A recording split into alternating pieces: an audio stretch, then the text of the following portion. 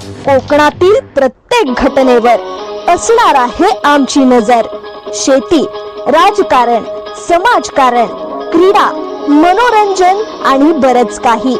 आपण पाहताय कोकणातील वेगवान न्यूज चॅनल KK न्यूज गेल्या कोकण। 2 दिवसांपासून म्हसळा शहरात पेट्रोलची तीव्र कमतरता निर्माण झाली असून नागरिकांना मोठा त्रास सहन करावा लागत आहे।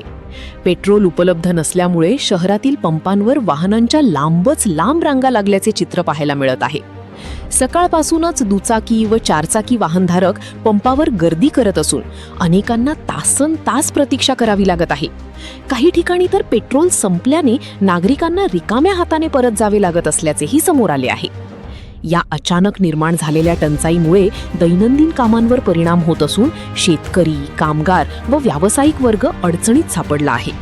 प्रशासनाकडून अद्याप ठोस स्पष्टीकरण न मिळाल्याने नागरिकांमध्ये नाराजी वाढताना दिसत आहे।